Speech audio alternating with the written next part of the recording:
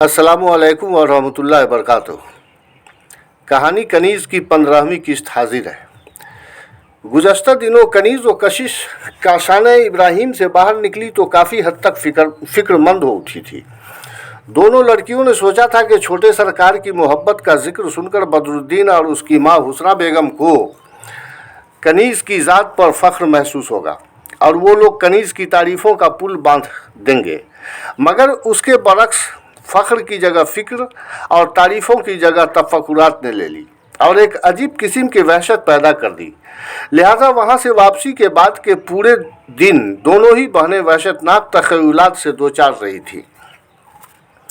अब रहा बदरुद्दीन व हुस्ना बेगम ने जो अटकलबाजी की थी वो उन्हें काफ़ी हद तक दुरुस्त भी लगा था। छोटे सरकार से कनीज़ की शादी कोई गुड्डे गुड़िया का खेल नहीं था, बल्कि ज़मीन व आसमान एक होने जैसी बातें थी जो कतई मुमकिन नहीं हो पाता है। अब ऐसे में छोटे सरकार पर कनीज़ से इस रिश्ते के ख़िलाफ़ उनके सरपरस्तों की जानिब से पड़ने वाला दबाव यकीनन ही किसी आफत व परेशानी से कम नहीं होंगे। और कनीज़ की निस्बत उनके ख्वाब बिखर गए तो ये भी तय है कि उनकी पूरी ज़िंदगी ही बिखर जाएगी, उनका सब कुछ तखरे बखरे होकर रह जाएगा। ताहम खुदा न करे अगर ऐसा हुआ और इस किस्म का कोई तमाशा देखने में आया तो कनीज़ कशिश भी जिंदा लाश बन जाएगी, क्योंकि साहबजादे के जज्बात और मिजाज व कल्ब की गहराई को दोनों ही बहनों ने महज मुख्तसर मुद्दत में ही बखूबी नाप लिया था। वो नहायत मासूम था, बेमफाद व बेगरूर था। उसके अंदर अपने रईस आज़म कहलाने वाले बाप दादा की शोहरत और बरतरी का कोई जोम नहीं था। अलबत्ता उसका अपना अलग ही स्टेटस था। उसने हिंदुस्तान से विलायत तक के सफ़र में कई तरह की नस्लों की लड़कियां देखी थी, लेकिन कभी किसी ने उसके जज्बात व एहसासात को मगलूब नहीं किया, या खुद भी वो कभी किसी लड़की से राब्ता कायम करने की कोशिश नहीं की। लेकिन उस शाम ये इत्तफाक ही था कि हमेशा से बदनाम समझी जाने वाली बस्ती से गुजरते हुए कशिश की शीरी आवाज़ ने उसे मतवज्जा कर लिया और अपने बुज़ुर्गों की नसीहतों के बावजूद उसे अपने मिजाज व किरदार पर इस कदर पुख्ता इत्तमाद था कि बाशौक कोठे पर पहुंच गया। मगर वो सिर्फ कशिश बानो की आवाज़ और दिलकश अदाओं का ही परस्तार हुआ, उसके खूबसूरत और नाजुक लचकदार जिस्म का बिल्कुल नहीं। लेकिन हाँ, जब जमीला बेगम और लल्लू पंजू ढोंगल बदरुद्दीन की जाहिलाना शौक फितरत जाहिर हुई तो उसे बेहद गुस्सा आया और ज़िंदगी में पहली बार उसे हाथ उठाने की नौबत आ गई। यकीनन उसे कोठे से उसी दिन नफरत हो जाती, मगर अफरा तफरी में दफतन मकनातीसी हुस्न की मलका कनीज़ फातिमा पर्दे के पास दिखाई पड़ गई। चुनांचे गैर इरादी तौर पर दोनों की निगाहें क्या मिल गईं। तश्करान के दिल की गहराई में इश्क ने अंगड़ाई ले ली और मोहतात व काबिल जवान जैसे मफलूज हो गया। बकौल तश्करान के जो उसने दीपक होटल में उसी दिन कशिश से कहा था कि कोठे से नफरत पैदा होने के लिए बदरुद्दीन का एक ही जुमला काफ़ी था, कशिश बानो, लेकिन मुझे कहाँ मालूम था कि मेरी ज़िंदगी और तमाम तर खुशियाँ वहीं पोशीदा हैं। अपने अल्फाज के साथ तश्करान ने जब मुस्कुराकर कनीज़ की बड़ी बड़ी आंखों में झांका तो वो शर्माकर मुस्कुराती हुई कशिश की पुश्त के अकब में चेहरा छुपा लिया था और उसकी मासूम अदा पर तश्करान व कशिश धीरे से हंस पड़े थे। तश्करान ने मजीद कहा, यूं तो मैं आध तिफली से ही बेहद पुरसकून रहा हूँ, लेकिन कोठे के चिलमन में जो सुकून छुपा था उससे मैं वाकई नाआशना था। लिहाजा उस रात से कबल की ज़िंदगी और अब इस मौजूदा ज़िंदगी में काफ़ी फ़र्क महसूस कर रहा हूँ। कनीज़ की चाहत, इसकी हसीन कुर्बत और इसकी गैर मौजूदगी में खुशबुओं से लदी हवाओं के मंद मंद झोंकों के डोले पर सवार होकर मेरे जहन पर दस्तक देने वाली इसकी यादें सभी कुछ तो तश्करान इब्राहिमी के सुकून ज़िंदगी से ही वाबिस्ता है ना।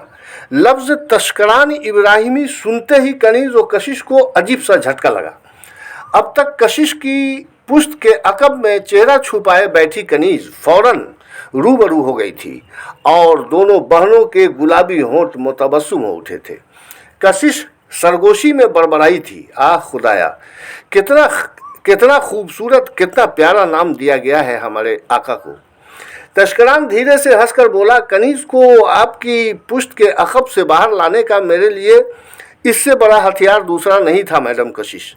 और वैसे आप भी तो मेरा नाम जानने के लिए बहुत बेकरार थी, मगर हाँ, इस वक्त से मेरा नाम व मेरे अज़्म को हर जगह फटकना मत शुरू कर दीजिएगा। कशिश फौरन बोली थी, बिल्कुल नहीं साहबजादे, ये सब कुछ हमारे लिए अहम व बेशकीमत धरोहर है। बहरहाल हमारा नाम, तशकरान ने कहा, बहरहाल हमारा नाम दादा हुजूर हज़रत इब्राहीम सरकार व परदादा चीफ जस्टिस मरहूम जनाब इसराफील जलालपुरी की इनायत करदा है। इब्राहीम सरकार का नाम आते ही कनीज व कशिश बानों की सांसें फूलने लगी थीं। दोनों के चेहरे पर उनके रोब व दबदबे के गायबाना असरात से ही घबराहट नुमाया होने लगी थी, जिसे तशकरान ने बखूबी महसूस कर लिया। लिहाजा फौरन ही दोनों की हथेलियां अपने हाथों में लेकर आहिस्तगी से दबाते हुए तशकरान बोला, आप लोगों को ये अचानक क्या हो गया, ये सरासमीगी क्यों? कशिश ने फौरन तशकरान का हाथ वापस अपने हाथ में लेकर अपने गाल से लगाते हुए सहमे लहजे में बोली, कनीज के नसीब और इसकी बेबस आरजू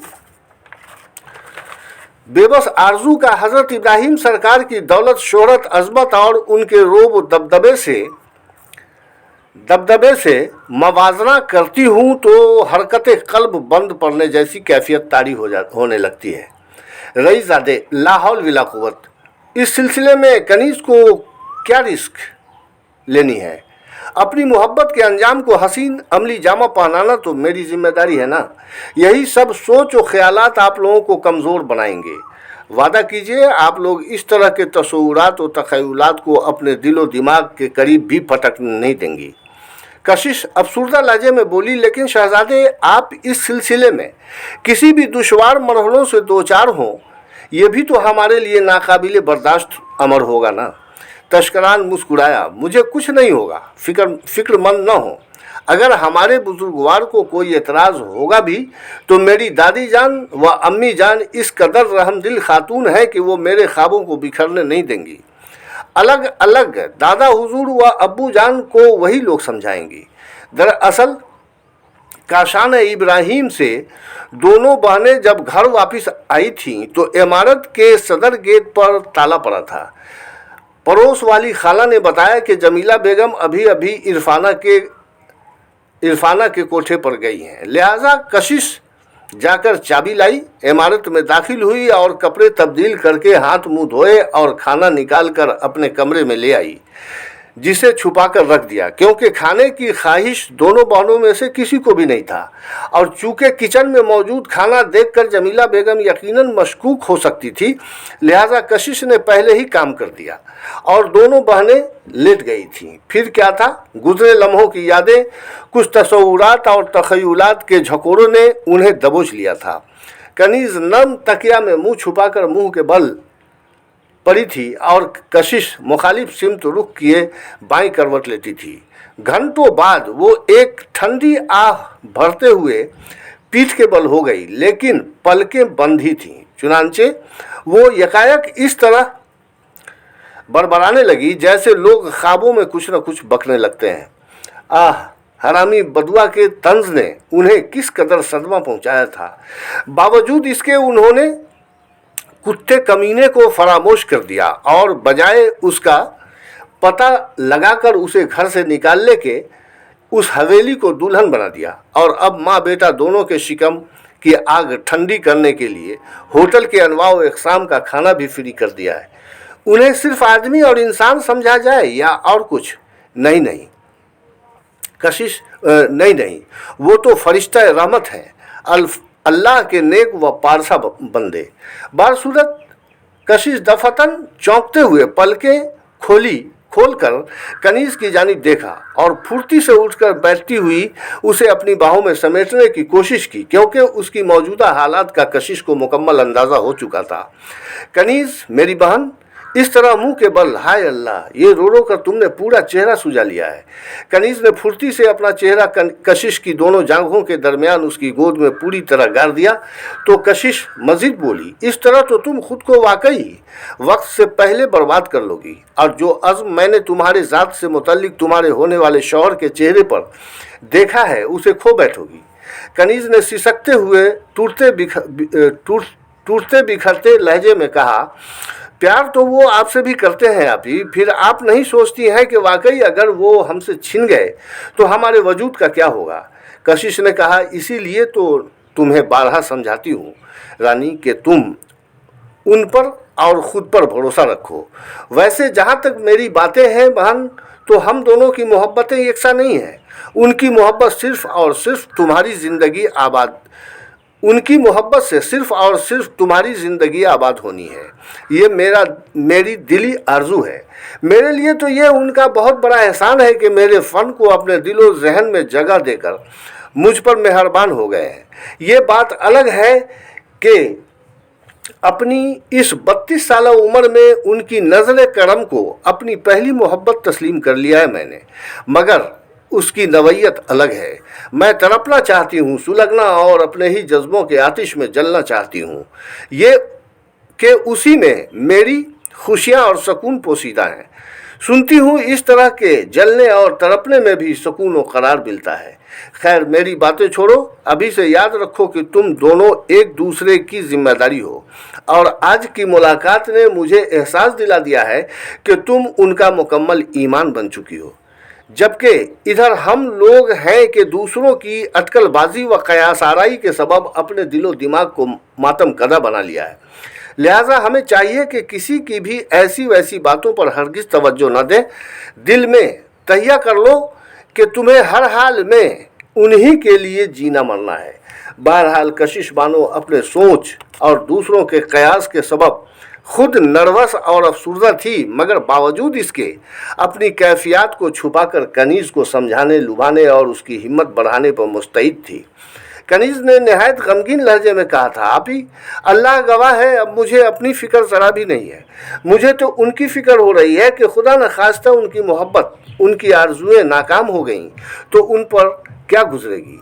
मैं देख चुकी हूँ कि पहली मुलाकात में मेरी कोताह नज़री के सबब बरसों के बीमारों जैसी कैफियत हो गई थी उनकी। अब वो नौबत नहीं आएगी कनीज़, क्योंकि तुम्हारी जानिब से वो काफ़ी बोल्ड और मुतमईन है। जिम्मेदारी अब खुद साहब वक्त और उनके सरपरस्तों की है। घबराओ नहीं, वो अपने वालिदैन के जिगर के टुकड़े और दादा दादी की आँखों के वाहिद नूर हैं। उठो, चलो, अच्छी तरह मुँह हाथ धो लो। तुम तो खुद बीमार जैसी लग रही हो।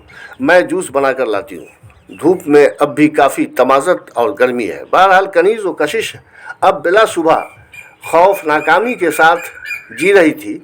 दूसरी बात यह थी कि कशिश की बदनामी का भी मुकम्मल इम्कान था। किसी न किसी दिन कनीज़ व तशकरान की मोहब्बत की भनक तो कोठे पर लगनी ही थी।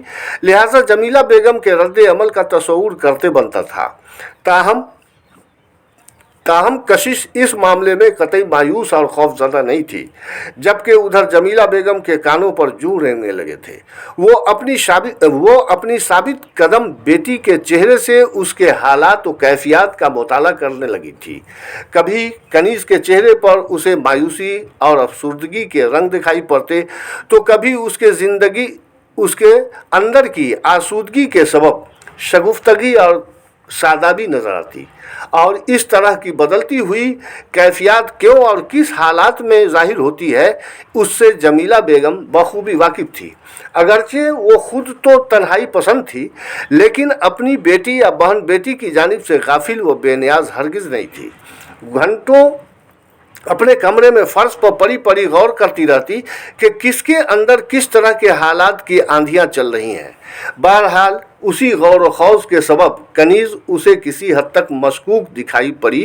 तो एक दोपहर खाने के बाद उसने कशिश को राजदाराना तौर पर अपने कमरे में तलब किया।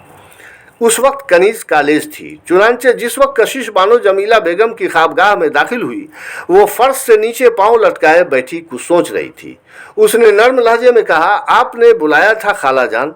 जमीला बेगम ने निगाहें बुलंद करके उसे देखा और फिक्रमंद मगर नर्म लहजे में ही बोली, हाँ बेटी आओ ना बैठो। कशिश ने खाला की सुलगती हुई आंखों का जायजा लेते हुए उसके सामने ही फर्श पर उकड़ू बैठ गई तो जमीला बेगम भी तिरछी होकर उसके रूबरू हो गई थी। उसने कहा, बेटी मुझे इन दिनों कनीज कुछ बदली बदली सी दिखाई पड़ती है, क्या तुम्हें ऐसा कुछ महसूस नहीं होता? कशिश हौले से मुस्कुराकर मुताहिर लहजे में बोली, अल्लाह आप कैसी बातें कर रही हैं खाला जान, मुझे तो हनोज कभी उसके मिजाज में कोई तब्दीली का एहसास नहीं हुआ। जवाबन जमीला ने एक तवील सांस लेकर कहा, बेटी कशिश, अभी तुम लोगों को ज़माने के सर्दो गम से साबका नहीं पड़ा है जिसमें मेरी तरबियत और ख़ुद तुम लोगों की मोहतात रवि कार फरमा रही है। मगर अब इन दिनों कभी कनीज़ के चेहरे पर साया फगन उदासी व अफसुर्दगी और कभी उसकी आंखों में हसरतों की जगमगाती हुई कंदीलें मुझे कोई और ही कहानी सुनाती हैं। तुमसे मैंने ये सोचकर पूछा है कि मुमकिन है उसने तुम्हें अपनी राजदार समझकर कुछ बताया हो। कशिश ने फौरन ही जवाब दिया, ऐसा वैसा कुछ है ही नहीं, तो वो बताएगी क्या खाला जान? जमीला बेगम सर झुकाकर बड़बड़ाई, खुदा करे कनीज़ मोहब्बत जैसी अजाब से महफूज रहे। खैर, वो एक तवील सांस लेकर कशिश का चेहरा देखते हुए बोली, ठीक है जाओ आराम करो। कशिश आहिस्तगी से उठकर कमरे से बाहर निकल गई थी और चूंकि वो दोपहर के खाने से फारिग थी लिहाजा अपनी ख्वाबगाह में जाकर फर्श पर लेट गई। कोई 3:30 बजे कनीज़ कॉलेज से वापस आई। कशिश सोई ही थी। कमरे में दाखिल हुई तो नर्म धीमे लहजे में लफ्ज़ आपा बोली और किताबों का बैग रखकर कपड़े तब्दील करने लगी। कशिश ने एक तवील अंगड़ाई लेते हुए आंखें खोल कर देखा। आ गई जाने कशिश? हाँ अभी ठीक है, फ्रेश हो लो तो मैं तुम्हारे लिए चाय और ब्रेकफास्ट का इंतज़ाम करती हूँ। ब्रेकफास्ट क्या, बस एक मिल्क टोस्ट और चाय ले लूँगी। वैसे आप लेटी रहिए ना, मैं बनाती हूँ चाय। कनीज़ अपने अल्फाज के साथ ही लंबा गाउन जेब तन किया, जुल्फ़े खोल कर पीछे की जानिब झटकते हुए वॉशरूम की जानिब चली गई। उसके फ़ौरन बाद कशिश भी उठकर बेसिन पर मुंह धोई और दस्ती तौलिया से हाथ मुंह पोंछती हुई किचन में जाकर चाय बनाने लगी। कनीज़ फ्रेश होकर कमरे में वापस आई तो कशिश को ना पाकर उल्टे कदमों किचन में गई तो कशिश 2 कपों में चाय उंडेल रही थी। मैं तो आ ही रही थी मैं तो आ ही रही थी, फिर तुम क्यों दौड़ी चली आई कनीज़? कशिश की बातें सुनकर कनीज़ ने कहा, आपी मैं बना लेती ना चाय, आप हमारी वजह से काफ़ी ज़हमत बर्दाश्त करती रहती हैं। कशिश मुस्कुराई, अरे पगली ये ज़हमत कहाँ से आ गई, चलो और जो भी खाना है नेमत खाने से निकाल लो। आपके लिए क्या लाऊं आपी? कुछ भी नहीं, मुझे सिर्फ चाय पीनी है। कशिश कमरे की जानिब चली गई तो कनीज़ ने एक केक लिया और खाती हुई ख्वाबगाह में दाखिल हुई। वो बिल्कुल नॉर्मल मूड में थी। उसने एक गिलास पानी पी और चाय की चुस्की लेते हुए बोली, आपी सब कुछ तो ठीक है ना? आप मुझे कुछ फिक्रमंद दिखाई पड़ रही हैं। कशिश फौरन बोली, तो क्या हुआ, मगर तुम्हें बिल्कुल ही फिक्रमंद नहीं होना है। इधर उधर देखते हुए उसने खाला जान से हुई गुफ्तगू को सरगोशी में दोहराया तो कनीज़ का किसी हद तक फिक्रमंद होना लाजमी था। लेकिन कशिश ने आंखें दिखाते हुए कहा, नो टेंशन रानी, अपनी मोहब्बत के अंजाम की फिक्र व जिम्मेदारी हमारे साहबजादे की है। वो मर्द आन हैं, दानिश्वर और जुरतमंद हैं, फिर हमारे लिए टेंशन की गुंजाइश कहाँ बचती है। बस एहतियात ज़रूरी है। कनीज़ ने संजीदगी से कहा, जिनका खौफ होना चाहिए उनका कोई रद्द अमल अभी तक आया भी नहीं और इधर घर में ही मेरा ताक़ुब होने लग गया है। मोहब्बत में पहला कदम यही आता है रानी, चलो उस तरफ मुड़ो। कशिश ने उसकी पुश्त अपनी जानिब घुमा लिया और उसके बालों में कंघी करने लगी थी। बहरहाल उस दिन बदरुद्दीन सरे शाम ही कोठे पर पहुंच गया और गैलरी में खड़ा था कि आहट पाकर जमीला ने अपने कमरे से झांक कर देखा।